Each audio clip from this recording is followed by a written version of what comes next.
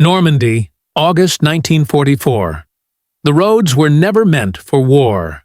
They were narrow farm paths, lined with poplars, bordered by wheat fields, cut deep with ruts of mud and burned rubber. Yet now they were filled with the remnants of an army in retreat. Trucks overloaded with men and fuel cans, tanks with their engines coughing smoke, horse carts stacked with ammunition and medical stretchers. A gray column of steel and exhaustion stretched for miles, crawling east, desperate to escape the tightening noose around Falaise. German officers barked orders from open turrets, scanning the horizon for Allied artillery. The air shimmered with August heat. Then a sound, at first distant, a faint hum, then a scream rising fast. The first rocket hit near the lead vehicle. The second tore through a line of trucks, detonating the fuel. The explosion ripped across the convoy, igniting tires and uniforms alike. Soldiers dove into ditches, some still clutching field radios that no longer worked. Above them, the sky was alive. Silver aircraft streaking overhead in perfect formation. In those few seconds, the German column ceased to exist as an army. It became a target range, and from that day forward, every officer on the Western Front knew one truth: the sky itself had turned against them. By mid-1944, the war in Europe had entered its decisive phase. Germany, once the undisputed master of blitzkrieg and rapid mechanized warfare, was now on the defensive. Its armies stretched thin from the beaches of Normandy to the forests of the Eastern Front. Yet for German officers, what haunted them most was not the enemy they could see, but the one they couldn't. The Allies had taken the skies. From the moment the first American B-17s thundered over occupied France in 1943, the Luftwaffe's downfall had begun. Years of relentless bombing had eroded Germany's aircraft industry. Factories in Bremen, Hamburg, and Schweinfurt lay in ruins. Experienced pilots were dead or captured, replaced by desperate cadets with barely 40 hours of training. By 1944, when the Allies launched Operation Overlord, the balance of power in the air was absolute. The Western Allies possessed nearly 13,000 operational aircraft in the invasion zone. Germany could field fewer than 800 in response. The U.S. Army Air Forces, working with the Royal Air Force, had perfected a system of total battlefield coordination. Bombers softened enemy positions, while fighter bombers, the feared P-47 Thunderbolts, P-51 Mustangs, and British Typhoons, prowled the skies at low altitude, armed with rockets, cannons, and bombs. Their mission was simple: destroy anything that moved under a German cross. In early July 1944, after the failed German counteroffensive near Caen, Allied air power turned the roads of Normandy into killing grounds. Pilots called it tank busting. The Germans called it Todesengel, the angel of death. Columns that once symbolized the Polizeiheiben discipline of the Wehrmacht. Neatly spaced, convoys of half-tracks and panzers now became easy prey. Radio intercepts from the period reveal officers pleading for air cover that would never arrive. The Luftwaffe, crippled by fuel shortages and overwhelmed by Allied radar networks, could barely lift a dozen planes in some sectors. To a generation of German commanders trained to fight combined arms warfare, this was chaos. The doctrine of blitzkrieg had always depended on air superiority. Fast reconnaissance, precision strikes, and armored breakthroughs. Without the Luftwaffe, tanks became trapped beasts, visible from miles away to Allied pilots who circled like hawks. By August, even hardened SS officers admitted that the Western Front had become a death corridor. The men below watched the skies in silence, praying the clouds would hold. But the summer of 1944 was merciless, bright, clear, and full of Allied planes. The Allies' mastery of the skies was not an accident of numbers. It was a triumph of coordination. By 1944, The concept of close air support had matured into a precise science. What began in North Africa, when the RAF's Desert Air Force worked, hand in hand with Montgomery's 8th Army, now became an orchestrated system of communication between air and ground units unlike anything seen before. Forward air controllers, equipped with VHF radios and smoke markers, moved alongside infantry and armor. They could call in fighter bombers within minutes. A simple phrase like "tally-ho on the column, grid reference Bravo 7" could unleash 8 Typhoons or Thunderbolts in less than 10 minutes. For the Germans, this meant that every movement by daylight risked instant annihilation. Convoys were forced to travel at night. Tanks hid in orchards and barns. Supply trucks crawled under camouflage nets. Even horses, the backbone of the Wehrmacht's logistics, became targets. Their carcasses later found burned in their harnesses along the hedgerows of Normandy. Meanwhile, the Allies improved their lethality. The P-47 Thunderbolt, with its 850 caliber machine guns and underwing rockets, could shred a Panzer IV from above. The Typhoon, a British beast of low-altitude warfare, delivered a terrifying psychological effect with its screeching rocket salvos, 60-pound high explosive, warheads that could obliterate soft-skinned vehicles in seconds. Pilots often returned to base with cameras mounted under their wings, proof of their strikes. The footage became both intelligence and propaganda, showing black smoke trails stretching across Norman fields. German prisoners later described the sensation as unending thunder, where even the sound of approaching aircraft froze entire units in place. But the fear extended far beyond Normandy.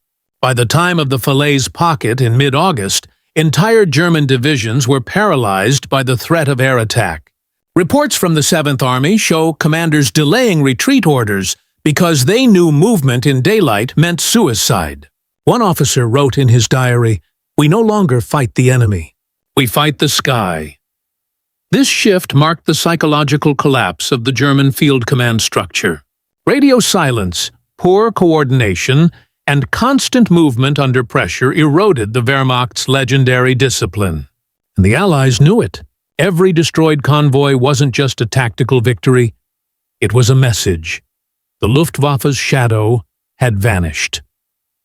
By late August 1944, as the Falaise Gap closed, the German army's mobility, once its greatest strength, had turned into its greatest weakness. The skies ruled every kilometer of retreat. The trap was tightening, and soon air power would not just support the battle, it would decide it. To the German soldier, air superiority was not a concept, it was a daily nightmare. Every movement became a gamble. Every open road felt like a firing range. The rhythmic drone of aircraft engines, once a neutral background sound of war, now sent shivers down entire battalions. Accounts from infantry survivors paint a haunting picture. Men dug shallow foxholes beside their trucks, refusing to move even for food. Officers carried binoculars not to spot enemies, but to scan for specks in the sky. Civilians learned to recognize the silhouettes of Allied aircraft by heart. The broad wings of a Thunderbolt, the sleek nose of a Mustang, the angular menace of a Typhoon. German morale plummeted. The psychological toll was devastating. In captured diaries, soldiers wrote of developing a new term, Jabofieber, fighter-bomber fever, a state of constant panic triggered by the distant hum of aircraft. Some froze in open fields, unable to move. Others abandoned their posts entirely. To maintain discipline, officers threatened executions for retreating without orders. Yet even those threats carried less fear than the whistling approach of an Allied rocket. The Luftwaffe had failed them, and the men knew it. For many, survival meant hiding, not fighting. It was a cruel reversal. The army that once blitzed across Europe with unstoppable force was now reduced to prey. Before 1944, German logistics had been a masterpiece of coordination. Supply chains built with precision and discipline. But under Allied air dominance, the very concept of a convoy became obsolete. Every truck column, no matter how well camouflaged, was visible from above. The Allies had aerial reconnaissance photographs updated daily, creating near real-time intelligence maps. Pilots received targets not from guesswork, but from film analysis done hours before takeoff. The result was the birth of interdiction warfare, destroying the enemy's mobility rather than his front line. Fighter bombers scoured bridges, crossroads, and fuel depots. Even lone motorcycles were strafed to prevent message delivery. Every road between Caen and Falaise became a death trap. German countermeasures were inventive but futile. Crews built decoy tanks out of wood, parked them under trees, and covered them with straw. But Allied pilots learned the difference quickly. The shadow of a fake tank never matched the sun. In a matter of weeks, German command realized a grim truth. They no longer controlled movement. Every kilometer of open ground belonged to the enemy. The battlefield itself had changed shape, not a line, but a grid ruled by the sky. This tactical paralysis set the stage for the coming catastrophe, when retreat became impossible, and the air itself would close the jaws of the trap. The Allied advantage in the air wasn't just numbers, it was engineering supremacy. Every aircraft in the sky represented years of design, testing, and adaptation. By 1944, the U.S. and British Air Forces had built machines that blurred the line between fighter and bomber. The P-47 Thunderbolt, a heavyweight fighter known as the Jug, was a marvel of brute endurance. With a massive Pratt & Whitney R2800 engine, it could dive at over 700 km/h and still remain stable enough to fire 8 heavy machine guns in one devastating pass. Its underwing rockets could penetrate armor up to 90 millimeters thick, enough to tear open even a Panther tank if hit from above. Meanwhile, the British Hawker Typhoon, originally designed as a high-altitude interceptor, found its true purpose at treetop level. Fitted with RP-3 rockets carrying 60-pound warheads, it became one of the most feared anti-armor platforms of the war. Its roar, a guttural, rasping growl, became infamous among German troops. Many veterans later confessed they would rather face artillery than a Typhoon strike. Behind these machines stood a new breed of warfare intelligence. Allied air forces used photo reconnaissance, weather prediction, and target prioritization algorithms long before computers existed. Analysts working in London and at forward airfields produced mission packets that pilots studied just hours before takeoff, complete with enemy grid coordinates, likely convoy routes, and even the estimated time of sunlight glare for better attack angles. This was not improvisation. It was systematized destruction. Germany, on the other hand, was collapsing technologically. By mid-1944, the Luftwaffe's fuel crisis meant even elite squadrons could barely complete training flights. Factories relocated underground were producing fewer and fewer aircraft. The new jet-powered Me-262 could have changed the balance, but Hitler's obsession with using it as a bomber delayed its deployment. The result was fatal. Germany was left fighting 1940's war with 1944's enemies. In the air, it was no longer a contest, it was a massacre. When air power became supreme, traditional German command structures disintegrated. Officers, once proud of their iron discipline and mobile tactics, now faced impossible choices. Orders to hold position became death sentences when visibility was clear. Retreating units often broke down entirely, scattered by sudden air attacks that left no chance to regroup. Reports from the 7th Army and Panzer Group West describe entire headquarters annihilated by precision strikes. Commanders lost contact with divisions. Messengers were strafed before reaching their destinations. Radios jammed or destroyed in convoys made coordination nearly impossible. The result was chaos masked by pride. German reports referred to air attacks as heavy harassment. But the truth was far worse. Some units lost half their vehicles before firing a single shot. Others were reduced to foot soldiers, dragging ammunition by hand. In this environment, even elite SS and Panzer divisions began to crack. Officers who had once boasted of mechanized warfare now cursed their own engines, each noise risking detection from above. Fuel trucks were buried under hay, motor pools dismantled at night and spread across fields. The Luftwaffe offered no help. Commanders requested emergency air cover, but the few aircraft that reached the front were swiftly shot down. In one bitter account from the 116th Panzer Division, a German officer wrote, "We asked for the Luftwaffe. The Americans sent theirs instead." By August 1944, German leadership had lost more than just control. It had lost faith. Every destroyed convoy wasn't just a tactical loss.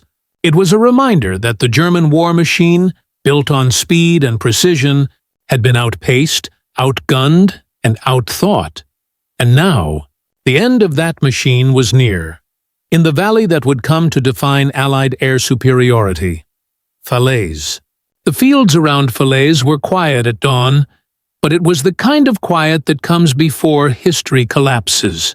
From the villages of Trun and Chambois to the road toward Argentan, tens of thousands of German troops, remnants of the 7th Army and the 5th Panzer Army, were trapped in a shrinking corridor. It was supposed to be an escape route.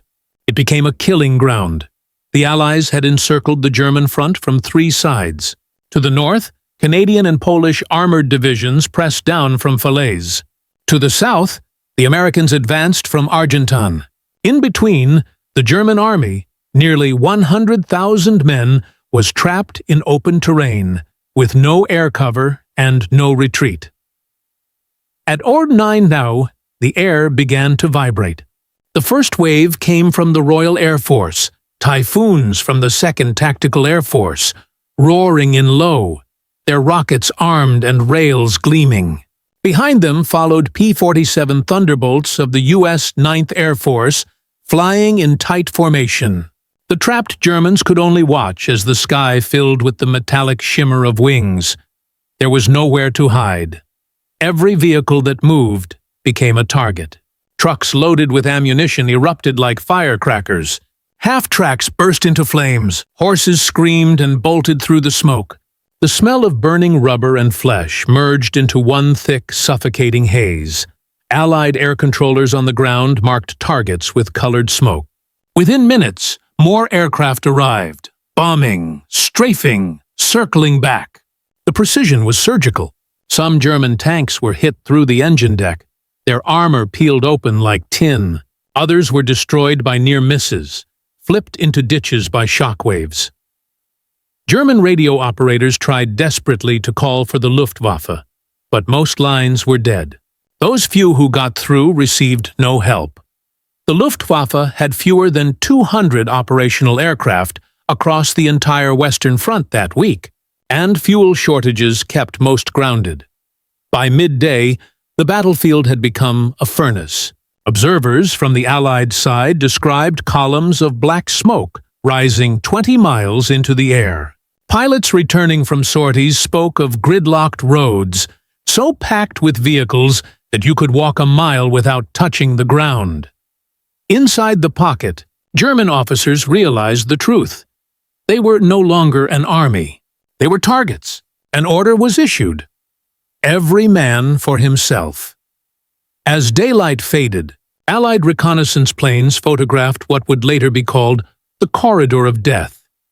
Thousands of vehicles, trucks, tanks, wagons, lay in twisted heaps. Some German units ceased to exist entirely. Others scattered into the forests, abandoning their wounded. The once proud 7th Army had been erased in a single day of unrelenting air power. For the German officers who survived, it was not defeat. It was revelation. The war they had trained for no longer existed. The battlefield belonged to the sky.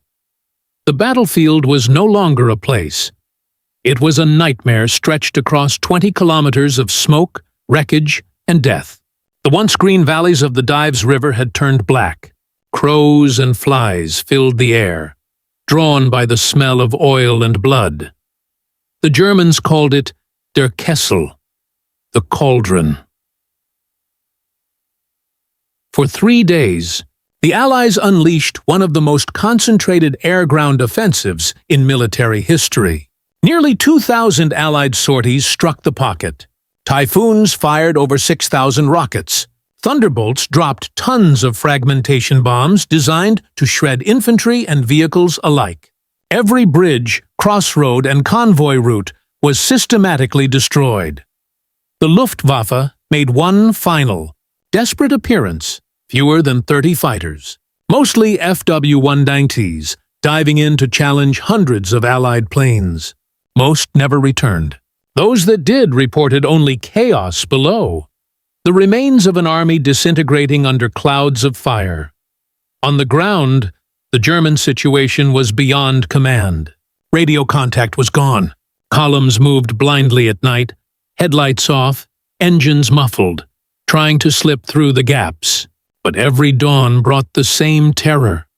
The low roar of engines, the whistling fall of rockets, and the hammering of 50-caliber fire that seemed to come from everywhere at once. Witnesses from the Polish 1st Armored Division, positioned on Hill 262 overlooking the valley, later described the scene below as a vision of hell. Through the morning mist, they could see entire roads glowing red from the fires. German soldiers ran aimlessly between burning vehicles, some throwing themselves into ditches filled with fuel. The Poles, Canadians, and Americans watched, stunned, as Allied aircraft turned the retreat into annihilation. It was total, mechanical, systematic, and final. When the bombardment ended, silence returned slowly, broken only by the popping of ammunition cooking off inside the wrecks. In that silence, Allied troops advanced through the valley.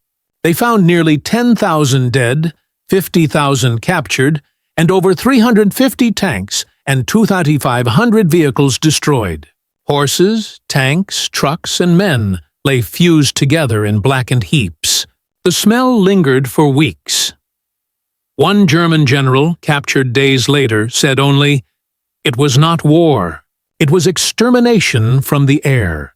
For the Allied commanders, it was proof that air power had matured. No longer a support arm, but the decisive weapon of modern warfare. For the Germans, it was the end of maneuver and the beginning of survivalism. Those who escaped the Falaise Pocket fled eastward, haunted by what they had seen. Every time they heard the distant hum of engines, they remembered those days when the sky turned into a killing field. And from that moment, German strategy changed forever. No advance, no retreat. No supply movement would ever again occur without fear of the Allied sky. When the smoke finally lifted over Normandy, the German army in France had ceased to exist as a fighting force. In the span of just 3 months, from June to August 1944, the Wehrmacht had lost over 400,000 men, killed, wounded, or captured. But what made the Falaise disaster different was the manner of its destruction. It wasn't a defeat by ground assault or encirclement alone. It was the systematic annihilation of a mechanized army by air. The German command tried to reframe it as a tactical withdrawal, but every aerial photograph told the truth. The highways from Argentan to Falaise were lined with wrecks, stretching for miles. Twisted columns of armor and transport reduced to charred skeletons. This wasn't retreat. It was collapse. Allied intelligence later called it the Great Air Burial. The numbers were staggering. Between August 7th and August 20th, Allied air forces flew over 27,000 sorties in the Falaise sector alone. Fighter bombers and medium bombers destroyed more than 250 German tanks, 2,500 vehicles, and nearly every supply route leading east. The Luftwaffe, once a proud symbol of German dominance, was unable to contest even 1% of those missions. For the Allies, this was vindication. The theories developed in the deserts of North Africa about mobility, communication, and precision air support had now proven their worth in Europe's decisive theater. Air superiority was no longer just a condition for victory. It was victory. German field reports read like obituaries. Commanders described the remnants of their divisions arriving east of the Seine in groups of 5 or 10 men. Some officers destroyed their own radios and maps to prevent them from falling into Allied hands. Others simply walked away, exhausted and broken. And beyond the losses in men and materiel came something even greater: the loss of confidence. For the first time since 1939, the German army realized it could no longer fight on equal terms. Every attempt to maneuver, to counterattack, or to hold a defensive line risked annihilation from above. This new reality reshaped the German approach to warfare. By autumn 1944, entire divisions were reorganized around the principle of concealment, operating only at night, hiding under forest cover, and dispersing their equipment over vast areas. But even these adaptations couldn't reverse what had been lost. The Western Front was shattered. The Allies were advancing toward Paris, then Belgium, then Germany itself, and the shadow that destroyed the Falaise Pocket followed them. The constant roar of engines above every battlefield. The German army had entered Normandy as a mechanized machine. It left as a scattered remnant, hunted and broken, its faith in speed, surprise, and coordination forever erased. By late August 1944, the German army was in disarray. The Falaise Pocket had destroyed entire corps. Command structures were fractured. Tanks, trucks, and artillery pieces lay in ruins, never to be replaced. The once formidable Wehrmacht in France was now little more than a patchwork of isolated units. Hitler's reaction was one of disbelief and fury. Orders arrived too late, often contradictory, demanding counterattacks that were impossible to organize. Fuel shortages prevented maneuver. Units that might have reinforced weak points were trapped behind destroyed bridges or obliterated roads. In one desperate radio transmission, a high-ranking officer admitted, "We are fighting shadows. The enemy is everywhere above us, and nowhere in front." Allied forces exploited the chaos mercilessly. By August 25th, Paris was liberated with minimal resistance. German forces had no reserves, no armor, and no hope of holding urban centers. American and British armored divisions pressed eastward into Belgium and the Low Countries, while Canadian and Polish units secured the northern flank. The impact of air power was unmistakable. Military historians later concluded that the destruction of German columns from above had reduced the need for prolonged ground assaults. Infantry and tanks advancing behind Allied air support faced less organized opposition, shortening the campaign and saving thousands of Allied lives. Operational lessons were recorded in exhaustive reports. Analysts emphasized 3 points. Air supremacy determines ground outcomes. Control of the sky allowed precise interdiction of enemy movement. Mechanized units are vulnerable in open terrain. Without air cover, tanks and trucks become high-value targets. Psychological warfare is tactical. Fear of attack from above eroded discipline faster than artillery or infantry assaults. For the German army, these lessons came too late. Retreating units reached the German border exhausted, demoralized, and disorganized. Entire divisions had to be reconstituted, delaying defensive operations along the Siegfried Line. The Allies, on the other hand, recognized a new formula for victory. Combining mechanized ground forces with coordinated air support could shatter even the strongest defensive positions. This doctrine would influence every subsequent operation, from the Ardennes to the Rhine crossings, and defined the final year of the war in Western Europe. The destruction at Falaise was not just tactical, it was transformative. It proved that modern warfare was no longer fought primarily on land, but in the sky above it. Every kilometer of open ground could be lethal. Every movement could be observed. And every commander, regardless of rank, had to reckon with the invisible hand of air power shaping the battlefield. With the Western Front shattered, the path to Germany lay open, and the terror of the skies would follow every retreating column, every desperate maneuver, to the very heart of the Reich. In war, the sky became more than a backdrop. It became a weapon. The destruction of the Falaise Pocket revealed a truth that would resonate far beyond Normandy. Air power had evolved from support to dominion. The German army, once proud and precise, had been undone not by ground assault alone, but by the unrelenting, calculated might above them. For Allied pilots, every sortie was more than a mission. It was an exercise in precision, coordination, and discipline. They became instruments of strategy as much as of destruction.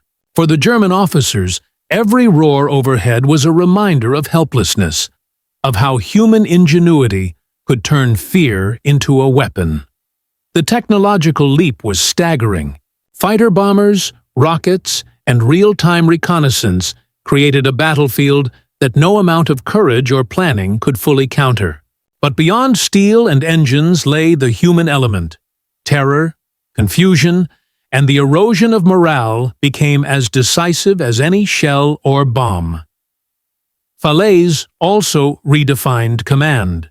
Leadership was no longer solely about tactics on the ground. It required understanding the sky, anticipating airstrikes, and adapting to an invisible predator. Those who could not evolve, those who relied on tradition alone, perished or were scattered. Yet amid devastation, there was clarity.